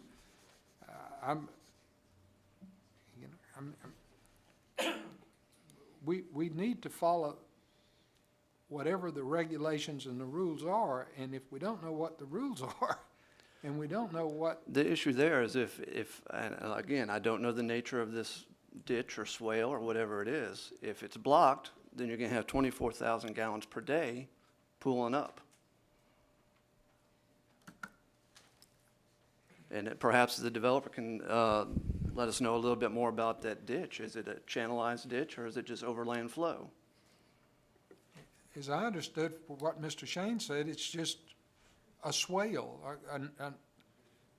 a natural, environmental, existing swale that goes across the man's property that drains into the river. Okay, Mr. Shane, would you like to address that? Staff, does DEQ research all that? Do they go out, when you get a No. permit from them? No, typically they just rely on what's given on the application. I can't tell you categorically how to characterize the drainage way, but my engineer, Stephen Chandler of Kelly McHugh's office, is with me. And I guess the developers are here with me as well, correct me if I'm wrong, but we believe it's more than something that you would characterize as a ditch. But Something more? more like a ditch. Okay, not a More swale. like a ditch. But I'm telling you honestly that we didn't come tonight prepared to comment on the specifics of it, because it doesn't mean that, again, we don't recognize its importance, but we did not think that would be an issue for the commission this evening. The other thing I would ask the commission, with all due respect, is that the timing of this transaction and the potential development of this property is such that we would appreciate a decision by the commission tonight, even if that decision is not to our favor, but so that we can pursue this at the council level. The deal simply doesn't have the time to sit around to come back next month. And so, again, that's not because we don't think the issue is important. We recognize that the council and staff will have the same questions for us to answer. But my client tells me that we need to move forward this evening if possible. I hope you can at least appreciate that when I walked into the meeting this evening, I didn't have a clue that I thought, based on the response that we submitted to the engineering office by our letter dated May 30, which is 12 days ago, was satisfactory when I looked at the comments. And I think you can understand why we perhaps are stumbling a bit, not because we are believe that there's negative answers, but we weren't as well prepared on this issue. It's like anything else. Nor will we. I understand that. Okay, thank you, Mr. Shane. Mr. Davis? Jeff, on a different matter, let's get off of that subject for a little bit. Yeah, I was just looking, so lots 2 through 16, except for lots 9, look like they're gonna be in the A4 flood zone, okay? So those. On the west side? Yeah, Yes, so those home sites, I assume, are gonna be raised, correct? yes. Okay. Either built up with dirt, but yes, they're gonna certainly have to meet. You'll see where the 30-foot contour line runs through there? Yeah. Were you able to pick that up? Yeah. Okay. And the BFE on the plat, if I remember correctly, is 30 feet? Yeah, take a look under the notes, item 3. So yes, there are a few lots that certainly are going to require some attention, but I would say of the 60, it's probably 10. Right. There's, well, a question to planning department, engineering, exactly. I thought that the new no fill in flood zone A is for absolutely no fill. Well, if Are you you- read the ordinance, it allows the maintenance of the floodplain, the volume of storage. So they can dig a retention pond. Right. Create floodplain storage and offset fill that they put on another portion of the So you subdivision. can put it on the homes, just on the home So they can put it on footprint. the home sites, they can use it for the road or any other Good. infrastructure needs, and as long as they're maintaining floodplain storage. Okay, all right, thank you. Yeah, no net fill. Right, no net fill, right, Right. okay. Okay, Ms. Casabon? Yes, basically, if I'm correct, this is all part of the DEQ, permit, correct? That they submit this information.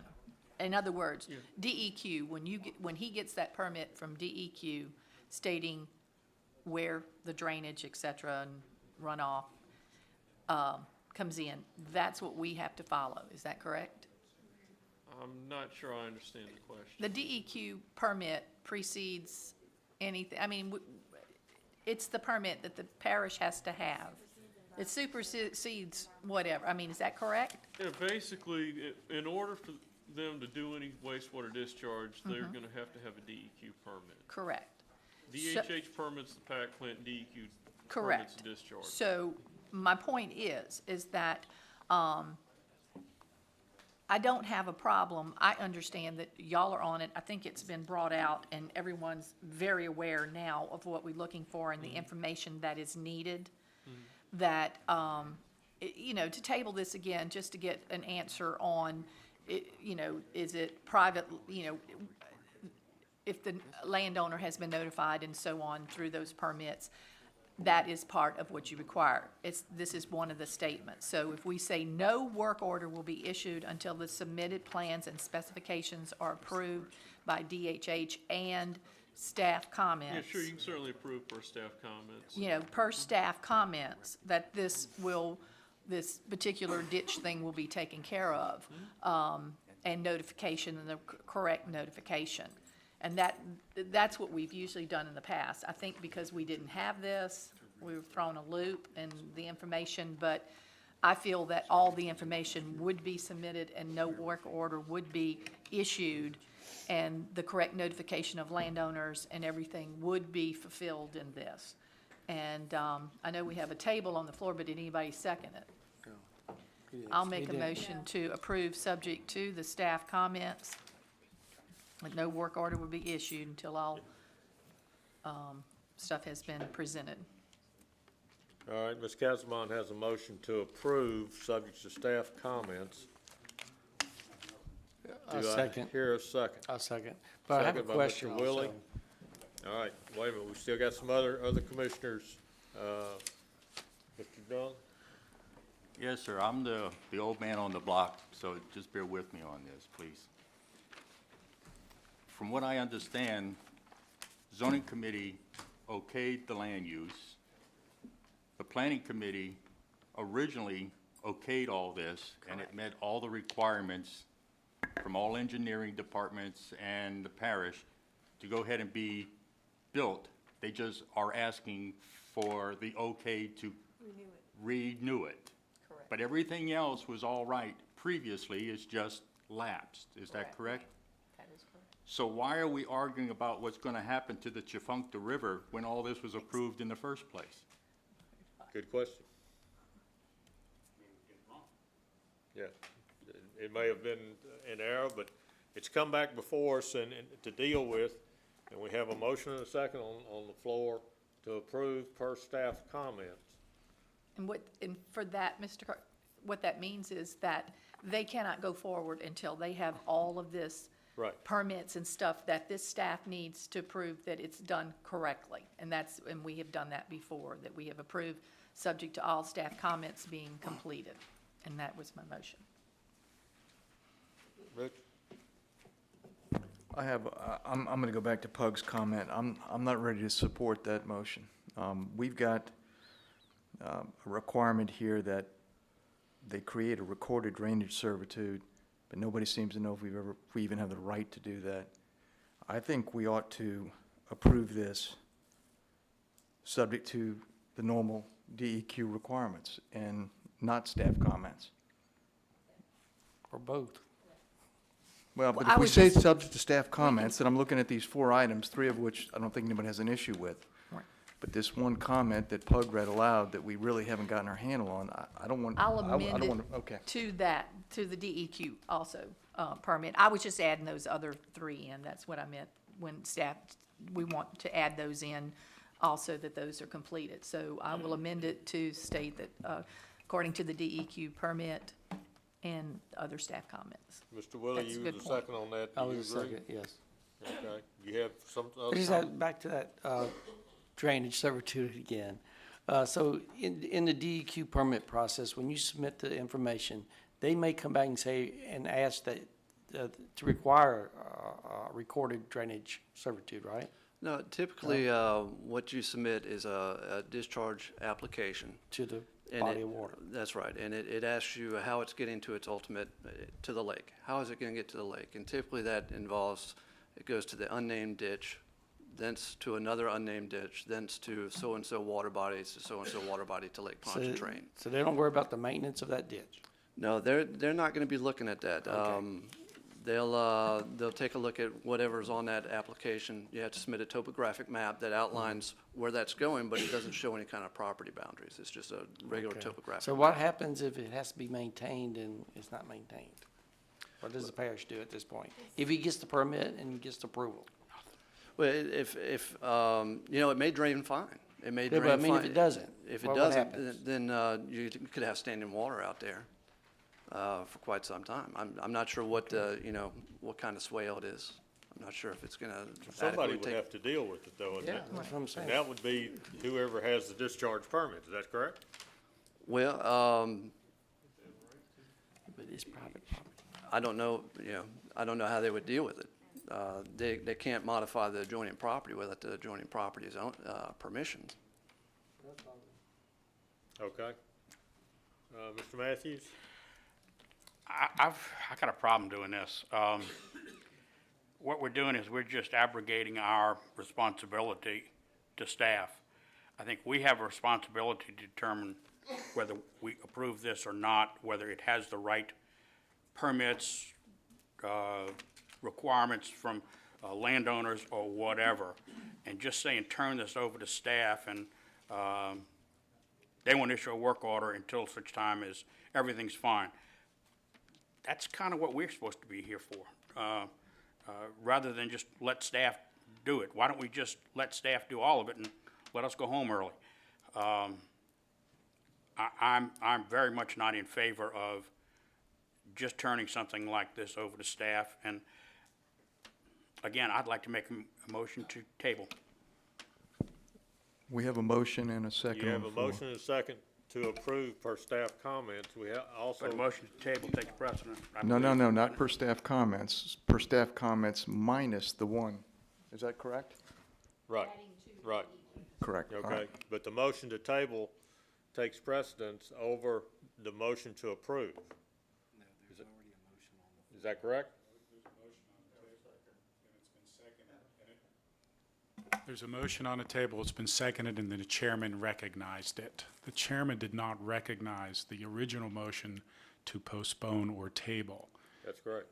However, the chairman did recognize the motion to approve and seconded as amended regarding 3 of the 4 staff comments. Furthermore, the issue at hand is one of DEQ and DES, which this governing board does not control. They must get those permits, to my understanding, and I'll defer to council, which is not part of the planning commission, to define what their roles are. Okay, so the motion to table would be out of order. Okay, so we have a motion and a second on the floor to approve, per staff comments, except for item 1, which, says that the DHH and DES, would have to approve. Is that correct? We were Okay. saying that they would, subject to getting the DEQ permit and, yeah. Servitude, yeah. Right, And the other comments that the staff needed. right. Okay, please vote.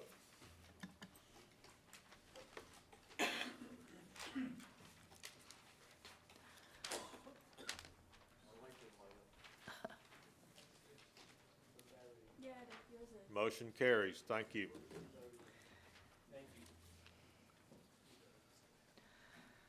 Next item, SD 02-06-013, P 5-2, Turtle Creek Phase 5-2, resubmitted, Ward 8, District 9, developer owners Crossgates Incorporated, engineers J.V. Burks and Associates, Parish Council District Representative, Honorable Gene Belisario. Staff?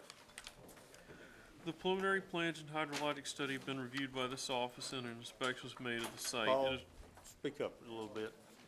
You got it on, but you're just not speaking up enough, I think. It is recommended that preliminary submittal be approved subject to the following.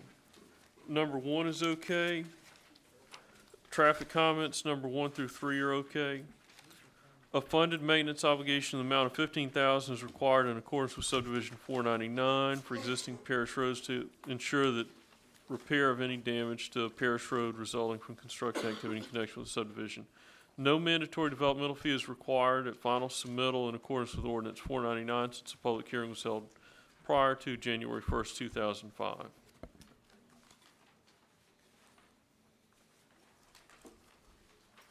Environmental? No comment. Mr. Shane? Jeff Shane, I represent the developer, and we're certainly in accord with all of the staff comments. Would appreciate the grant of preliminary. Okay.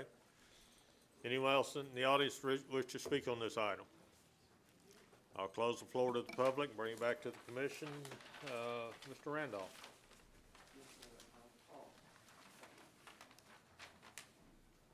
You had it on. It's a little bit. Could you tell, repeat item B, traffic comments, you were saying okay. Yeah, the comments that we had were addressed already, so. All of them? Yeah, after we sent the letter and created this document, they addressed our comments. Okay. If none of the commissioner have any issues with it? I got a couple of questions. Okay, go ahead. Thank you. Mr. Matthews? Jeff, lot 255, what's the frontage on that?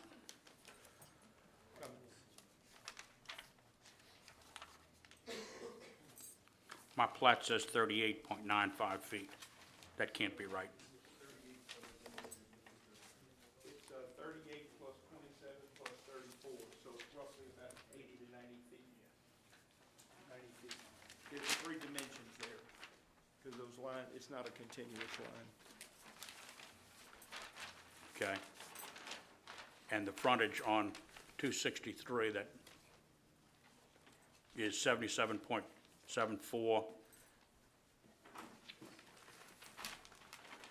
I'm sorry, Mr. Matthews. 77.74, is that correct? Which lot number? Yes. Yeah, 263. Yes.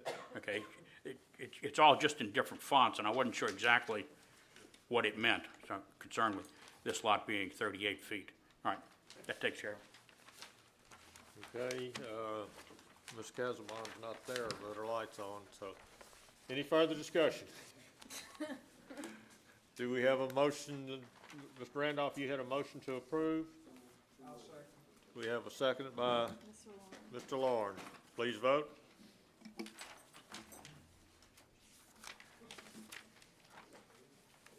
Motion carries. Thank you. Next item, SD 04-08-024 PE3, Beatico Creek Phase E3, Ward 1, District 1, developer owner Beatico Creek Preserve LLC, and the engineer is Kelly McHugh and Associates, Parish Council District Representatives, Honorable Marty Dean. Staff?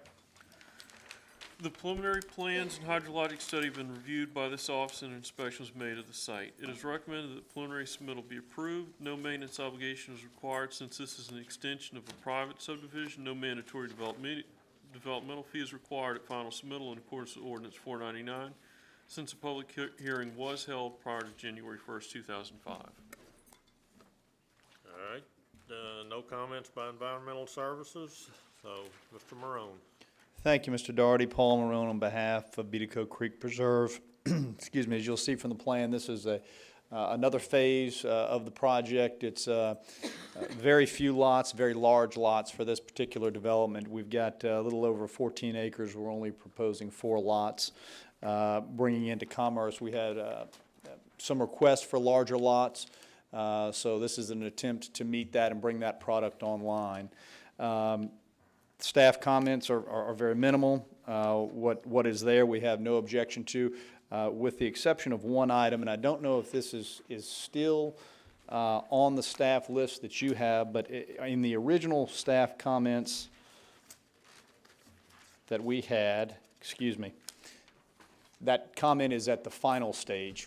which is also going to be heard tonight. So I'll just save those comments for that. With regards to preliminary, if there's any questions, I'll be happy to answer them, but otherwise, we would request your approval.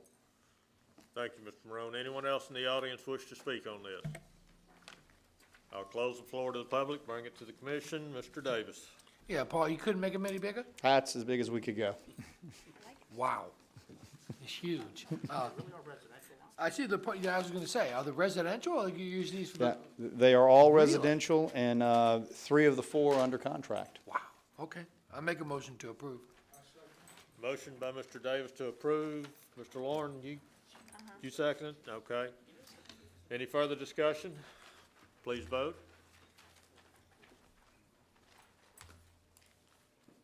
Motion carries. Thank you. Final subdivision review, SD 07-10-017 F2B as in boy, Alpha Industrial Park Phase 2B, Ward 4, District 5. Developer owner Alpha Industrial Park LLC. Engineer Scalfano Engineering. Parish Council District, Honorable Marty Gould. Staff? Periodic inspections have been made by this office during construction. The final inspection was made on May 28, 2013. The inspection disclosed that concrete roads are constructed, road shoulders are constructed, and roadside ditches are functioning. For item 2, all 3 are complete. Should the Planning Commission approve the request for final approval, a warranty obligation will be required in the amount of $5,600 for a period of 5 years. The staff recommends approval of the proposed final subdivision request subject to the developer complying with all comments and no plats to be signed until all items are satisfactorily completed. Since this project is zoned I-2, the time of fee obligation and payment shall be in accordance with the commercial subdivision for transportation impact fee and commercial subdivision for drainage impact fee ordinance. The size of the end users are not known, therefore the fees are due at the time of issuance of building permits. Environmental Services does have comments. The clear water sample has not been issued by DHH as required, and a letter of acceptance from the utility company has not been issued as required. The staff recommends approval of the proposed subdivision request, subject to the developer complying with all comments, and no plats are to be signed until all items are satisfactorily completed. Okay. Thank you. Anyone in the audience wish to speak? Yes, sir. Alex Williams with Scalfano Engineering. We're the engineer on the project. We thought we'd addressed all comments. Once again, the environmental services kind of catching us. The clear water sample has been granted by DHH. We just didn't, it hasn't been submitted to environmental services. And we just haven't had a chance to get the letter issued by Jay because he's been out. But obviously all that stuff will be taken care of within tomorrow. It'll be done. Okay. Thank you. Anyone else in the audience wish to speak on this? I'll close the floor to the public, bring it to the commission. Mr. Lauren. One real quick question. Under the engineering reports, the only one that looks of any importance here is that the concrete test results, have they been? Yes, sir. That's And they've been submitted to engineering also. That's They been were- handled? They were delivered today. Okay. Yes, on 2, all 3, A, B, and C are done. Okay. Mr. Matthews. One question, really.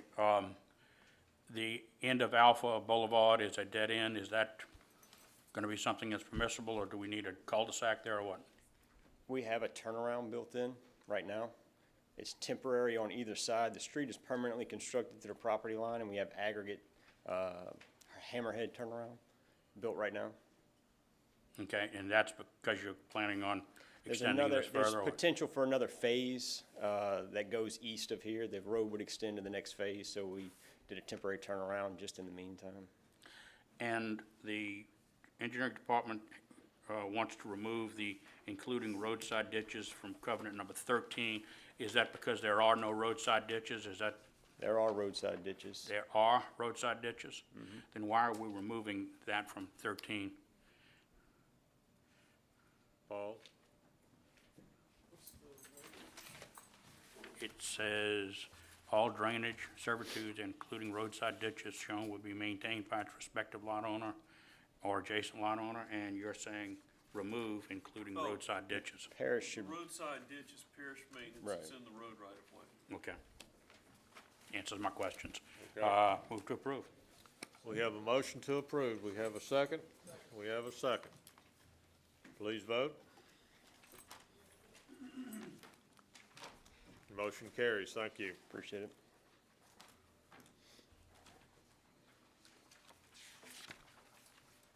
Page 4. First item's SD 04-08-024 FE3, Beatico Creek Phase E3, Ward 1, District 1. Developer owners Beatico Creek Preserve LLC. Engineers Kelly McEwen Associates. Parish Council District Representative Honorable Marty Dean. Staff?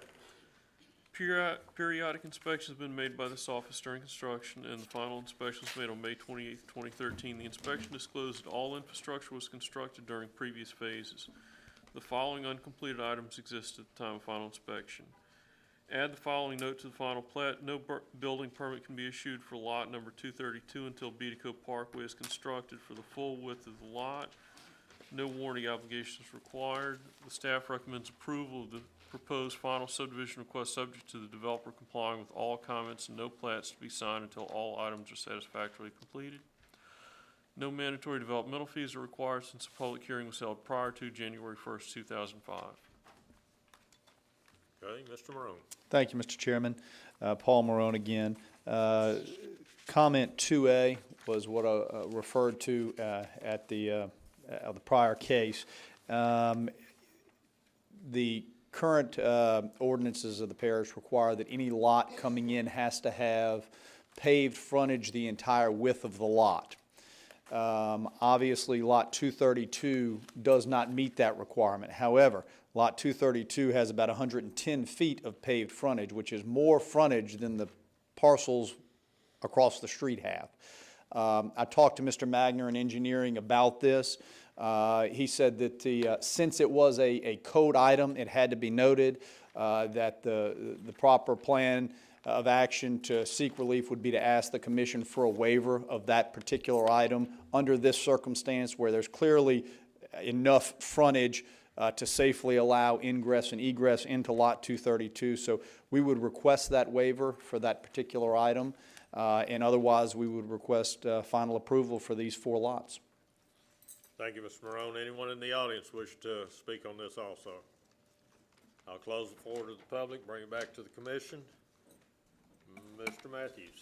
I move to approve with a waiver as requested. We have a Can I motion by just- Mr. Matthews, seconded by Mr. Randolph. Can- Any further discussion? Paul? Can I just add, engineering has no objection to his request for a waiver, provided that there's enough frontage for a hard surface roadway, driveway into the lot. And, Not appear that there is. yep,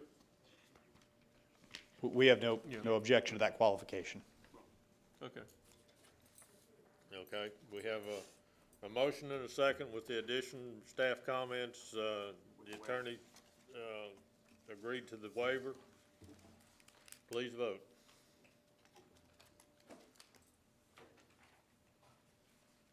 Motion carries. Thank you. Proposed amendments to ordinance 499. We don't have any. Old business, SD 05-08-019P, Hidden Creek, Ward 1, District 3, developer owner Hidden Creek LLC, engineers Meyer Engineers Limited. The parish council representative is Honorable Red Thompson. Staff? This is to add a couple comments that inadvertently got left off the previous time. The following items were inadvertently omitted from the staff analysis report. A funded maintenance obligation amount of $10,000 is required in accordance with subdivision ordinance 499 to ensure the repair of any damage to parish roads resulting from construction activity in connection with the subdivision. Mandatory developmental fees will be required at final submittal in accordance with ordinance 499 since no hearing was held prior to January 1st, 2005. Okay. Anyone in the audience wish to speak on this item? I'll close the floor to the public, bring it back to the commission. Move for approval. Mr. Willie says motion to approve, seconded by Mr. Lauren. Please vote.